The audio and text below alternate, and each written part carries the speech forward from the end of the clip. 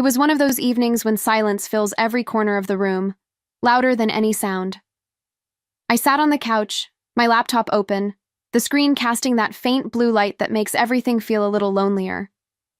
Ethan had said he'd be busy with work dinners, but I missed him. The apartment felt too big without his voice echoing somewhere inside it. So, without thinking too much, I hit call. Maybe it was impulsive, or maybe I just needed to feel like we still belonged to the same world. When his face appeared, that familiar mix of relief and nerves hit me all at once. "Rebecca," he said, smiling, though it felt forced, like he'd just been caught off guard. The hotel room behind him looked warm, cozy, like something out of a catalog. He told me he'd just wrapped up dinner with the team, and I tried to match his cheerfulness. But there was a flicker in his eyes, something uneasy, like his mind was half a room away. I teased him about his usual steak obsession, and he chuckled, the sound light, but empty. Then he lifted his glass. "Just having a drink before bed," he said, and that's when I saw it. Not one, but 2 glasses of wine sitting on the table behind him, both half full. My smile held, but my chest tightened. "Double fisting tonight?" I joked, pretending to laugh. He froze, then stumbled through a lie so quick it almost made me pity him. Almost. He said the extra glass belonged to the waiter, that it was some kind of mistake. A waiter who apparently just decided to leave his drink on the table of a guest. I wanted to believe him, but the moment he adjusted the camera, blocking the view of the table, I felt that familiar chill crawl down my spine. It's strange how the truth doesn't need to scream to be heard. Sometimes it just sits there, quiet, in the pit of your stomach, and you know. I laughed because what else was I supposed to do? I made some silly comment about him always over-explaining things. He smiled again, but it was different now. Smaller, tense, like he was afraid I'd ask one more question. My hand was trembling slightly, so I tucked it under the blanket, pretending I was just cold. I kept my voice steady, pretending this was just another harmless call between a wife and her husband on a work trip. When the call ended, he blew me a kiss, and I smiled back. The second the screen went black, I just sat there, staring at my reflection, the ghost of a smile that didn't reach my eyes. I tried to convince myself that maybe I'd imagined it. Maybe it was nothing. But deep down, I already knew the answer, even before my heart dared to admit it. That night, I tried to shake it off. I poured myself a glass of water, scrolled aimlessly through my phone, even turned on the TV just for the noise. But everything sounded distant, like I was underwater. My mind kept going back to that image, 2 half-empty glasses sitting side by side. A detail so simple, yet heavy enough to pull me under. The air in the room felt heavier, the clock louder. Every tick sounded like a quiet reminder that something between us had shifted. I replayed the call in my head over and over. The nervous laugh. The quick camera angle change. The way he swallowed before answering, like his throat had turned dry. I'd seen that look before, not on him, but on people who are suddenly caught between truth and exposure. I didn't want to believe it was real, because if it was, then everything I thought I knew about my marriage might already be gone. When I finally went to bed, I didn't turn off the lamp. I lay there, staring at the ceiling, pretending to drift off, hoping morning light would make me feel foolish, that I'd wake up and laugh about how paranoid I'd been. But deep inside, I knew that the night had whispered something I could never unhear. And once that kind of doubt creeps in, it doesn't leave easily. I didn't sleep that night. Every time I closed my eyes, I saw those 2 glasses again, half full, perfectly placed, waiting for someone to return.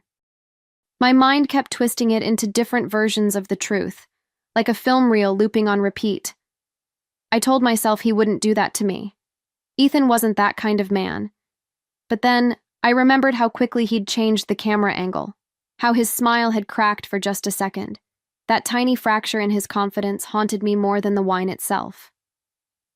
By morning, I felt heavy, like I'd carried the whole night on my chest. I made coffee but didn't taste it. I tried to scroll through messages, answer emails, pretend to be functional. But it was all background noise to the real conversation happening inside my head. Doubt is cruel. It doesn't scream, it whispers. It whispers when you're brushing your teeth, when you're pouring milk, when you're trying not to care. Finally, I did what I always do when my thoughts turn poisonous. I texted Nina. She's the one who knows my moods before I even say a word. There were 2 glasses on his table. I know what I saw, I wrote. She replied in seconds. Maybe it was a colleague? Maybe. That word hung in the air like an escape hatch. But then I thought, if it were just a colleague, why hide it? Why lie? Why did it feel like he was already protecting someone else? Later that morning, I sent Ethan a simple text. Hope your meetings go well today. Love you. I stared at the message for a moment before pressing send, as if love itself needed permission to leave my phone. Hours passed. No reply. The silence between us stretched like a long, invisible thread, tugging harder with each minute. When he finally responded, busy day, babe. Don't wait up. Love you too. It felt mechanical, like something he typed out of habit, not affection. And that scared me more than the second glass ever did. I tried to brush it off, to remind myself that he was working, that I was overthinking. But something in me had changed. I wasn't just his wife anymore. I was becoming a quiet detective in my own marriage, collecting fragments of unease like evidence. His words didn't feel warm anymore.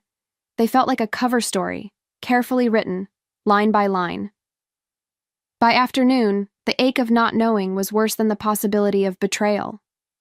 So I made a decision, one small, deliberate act of self-preservation. I called the hotel where his company booked their stays, pretending to be a travel assistant. My voice sounded calm, almost detached. Hi, this is Sarah from corporate travel for Mr. Ethan Miller, I said. The receptionist's tone was polite, routine, until she read the name on the reservation. Yes, he's checked in, under Mr. and Mrs. Miller. My heart stopped. For a moment, even breathing felt dishonest. I hung up the phone and just stood there, staring at the wall. Mr. and Mrs. Miller. The words echoed in my head, sharp and heavy, each one cutting a little deeper. I felt my knees weaken, but I refused to sit down. Crying would have made it real, and I wasn't ready for that. Instead, I just listened to the silence in my apartment, the kind that hums when you're trying not to break. It's funny how heartbreak doesn't explode. It seeps in, slow and deliberate, like ink spreading through water. I started pacing, trying to convince myself there had to be a mistake. Maybe it was a system error, maybe another Miller, another wife. But deep down, I already knew the truth. My name was no longer the one written beside his. I had been replaced, at least for that weekend, with someone else who didn't belong there. The thought made my stomach turn, but also, it sparked something colder, something sharper. That night, I didn't cry. I didn't call him either. I just sat by the window, watching the city lights flicker below, thinking about every story I'd ever told myself about us. How loyal we were, how strong, how unshakable. And somewhere between the reflection of those lights and my own tired eyes, I made a quiet promise to myself.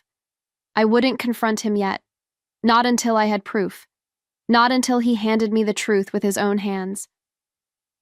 The next morning, everything looked the same sunlight creeping through the curtains, the same smell of coffee in the air. But something inside me had shifted. I wasn't just the woman waiting for her husband's call anymore. I was the woman watching, listening, waiting for the truth to show itself. I told myself not to react, not yet. I needed him to hand me his lies wrapped neatly in his own words. That's when I decided to set the stage. That evening, I texted him. Just thinking about you. Can we do another video call tonight? It sounded innocent, affectionate, exactly what he expected from me. His reply came fast, a little too fast. Tonight? I might be late. The team's having a wrap-up dinner. I smiled at the screen, not because I was happy, but because I knew exactly what he'd say. Perfect, I typed back. I'll call you at dessert. I wanted him to feel safe, careless even. At 9 p.m., I made the call. He answered with that same dim restaurant lighting behind him, pretending it was just another late night at work. But this time, I was ready. My fingers hovered over the screenshot button, steady, patient. And then I saw it, the faint reflection of a woman's arm in a red dress, captured perfectly in the curve of his wine glass. My heart didn't race this time. It slowed, because the truth was no longer something I feared. It was something I owned. I looked straight at him through the screen and smiled, not the kind of smile he knew, but one that hid a storm beneath it.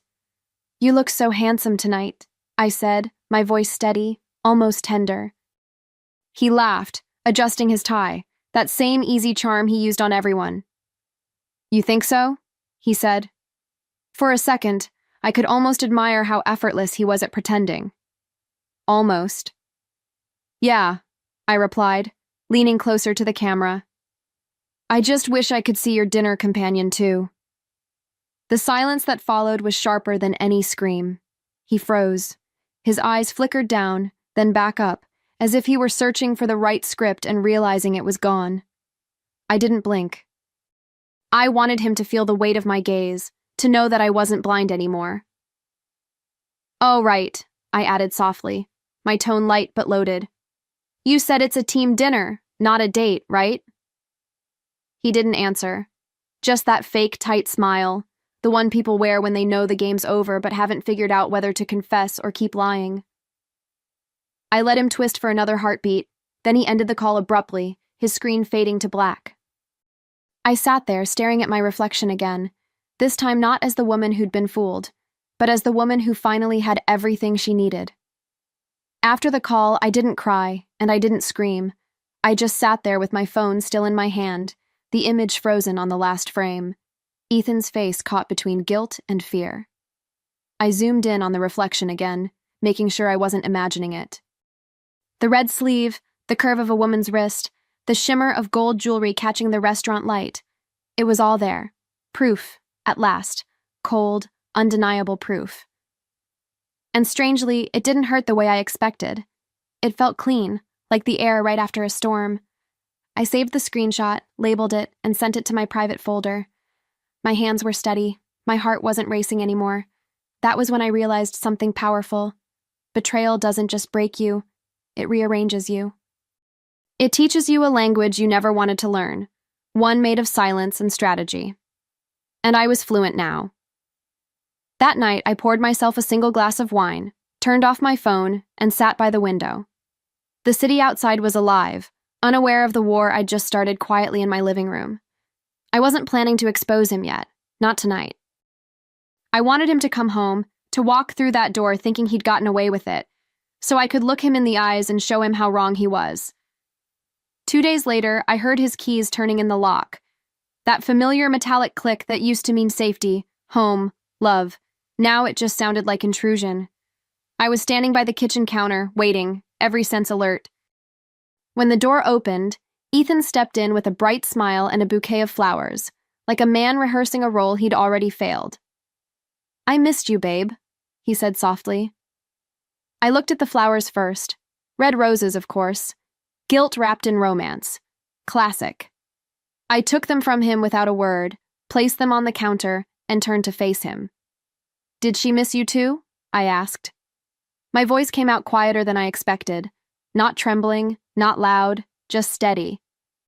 The kind of tone that carries more weight than shouting ever could. He blinked, confused. "What?" he said, like he hadn't heard me, or maybe like he wished he hadn't. "The woman in the red dress," I said. "The one who drinks Merlot and checks into hotels as Mrs. Miller." His face drained of color, like I'd just pulled the mask off in broad daylight. For a moment he didn't move, didn't even breathe. And in that stillness, I realized something simple and final. He wasn't shocked that I'd found out. He was shocked that I'd stopped pretending not to know. He tried to reach for me, his voice suddenly soft, desperate. "Rebecca, I can explain. But explanations are just stories people tell when they're out of truth." I raised my hand to stop him. "Don't," I said. "I called the hotel, Ethan. They knew you as a married couple, and I have the screenshots. The glass, the reflection, everything. His mouth opened, but no words came out. I watched him search for the right lie and come up empty. It was strangely satisfying, seeing him stripped of his charm, exposed like that. He finally said, "It was a mistake." The words hit the air like something fragile and absurd. I almost laughed. "No," I told him. "A mistake is leaving your coffee on the roof of the car. This was a choice. Every message, every lie, every night you looked me in the eye, you chose that." He flinched, and for a split second, I saw guilt flicker behind his eyes, but it was too late for that. Guilt doesn't undo anything. It just decorates the damage. He reached for me again, his voice breaking. "Please, Rebecca, don't throw us away." I stepped back, grabbed the folder from the counter, and dropped it in front of him. Divorce papers, already signed. His face fell as he looked down at them, realizing that the ending he feared had already been written, neatly, in ink. I didn't have to shout or cry. The silence between us said everything. He stood there for a long time, staring at the papers, his hands shaking slightly. I could almost hear his thoughts scrambling for a version of events that would make him the victim. "Rebecca," he whispered, "you don't understand." I tilted my head, studying him. "Oh, I do," I said. "I understand more than you think. You wanted both, the comfort of me and the thrill of her. You wanted to live two lives and hoped I'd never notice the missing pieces." My voice didn't rise. It didn't need to.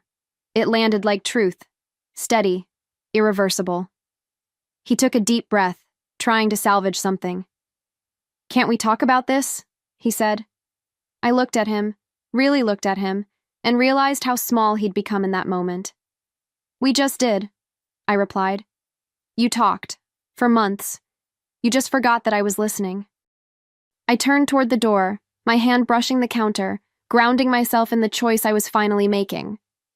As I walked away, he said my name again, softer this time, almost pleading. I paused at the hallway, not to look back, but to take one last breath as the woman who used to love him. "You know," I said quietly, "the sad part is, I was ready to forgive almost anything, except being made a fool."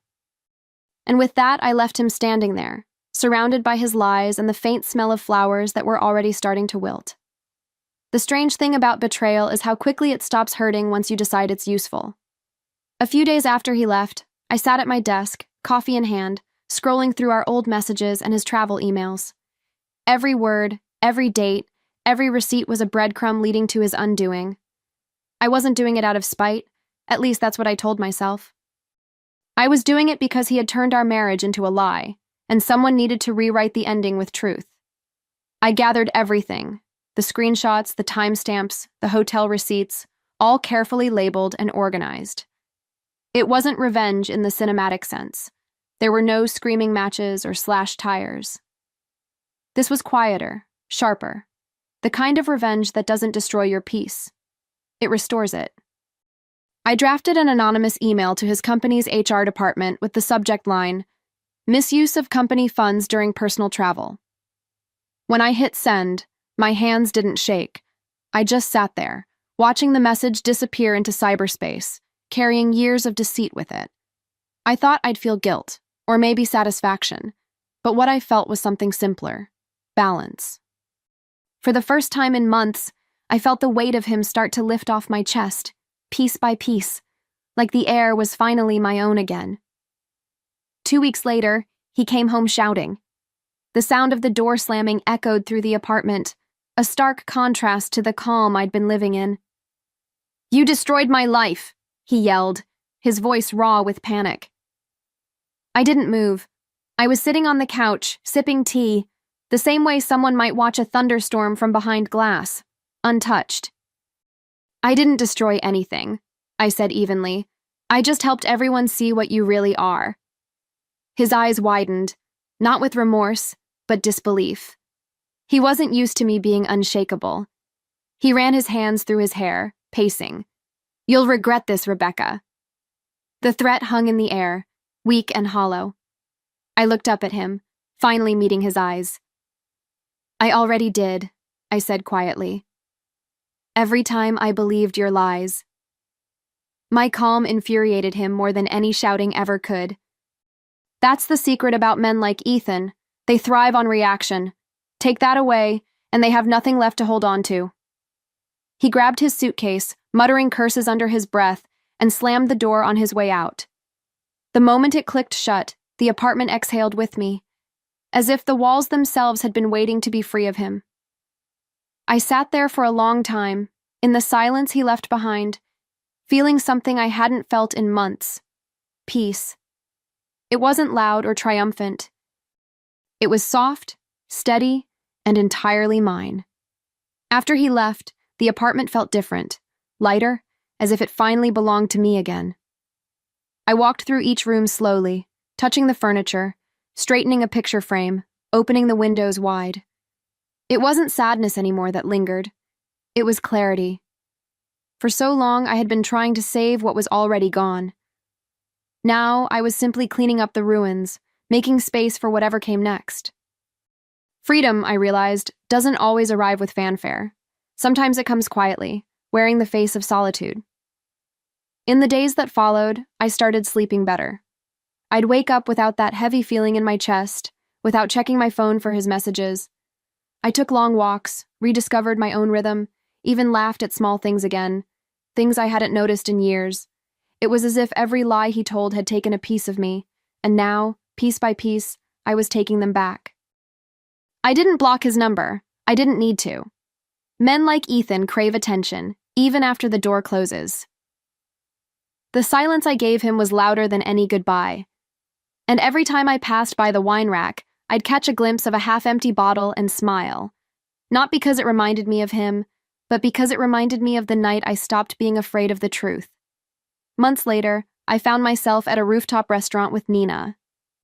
The kind of place that overlooks the whole city, where the air feels alive, where laughter blends with clinking glasses and the hum of evening conversations. The skyline shimmered around us, and for the first time in a long while, I wasn't pretending to be okay. I was okay. Nina was talking about something funny from work, and I caught myself laughing, really laughing, the kind that starts in your stomach and makes your eyes water. I had almost forgotten what that felt like. When the waiter arrived, he placed 2 glasses of wine on the table, one red, one white. I looked at them, and a tiny smile tugged at my lips. "Red or white?" Nina asked, her voice light. "Both," I said, grinning. "One for me and one for the woman I used to be." She laughed, but I meant it, because that version of me, the one who waited, doubted, forgave too much, deserved to be toasted too. She was gone, yes, but she had gotten me here. As the city lights danced in the reflection of those 2 glasses, I raised mine slowly, feeling the night breeze brush against my skin. That second glass no longer represented betrayal. It was freedom, proof that I could rebuild, rediscover, and start again without needing his apology or his presence. Once that second glass had broken me. Now it reminded me that I'd survived. They say trust breaks like glass. Once shattered, it never fits the same again. Maybe that's true. But what they don't tell you is that the pieces can catch light too, if you let them. That's what I learned. Pain can hollow you out, or it can carve room for something new. I used to think love was about holding on, about forgiving, about endurance. But now I know love is also knowing when to stop begging someone to see your worth, and start seeing it yourself. Some nights, I still think about that call, that second glass, that version of me who tried to laugh through suspicion. But I don't feel pity for her anymore. I feel gratitude. Because she was the one who opened her eyes. She was the one who chose truth over comfort. Every woman, at some point, faces that moment, when silence speaks louder than promises. As the camera would fade on me, sitting there under the city lights, I'd lift my glass one last time. And maybe you'd hear me say it, softly, not bitter, not broken, just free. Once, a second glass meant betrayal. Now it means freedom.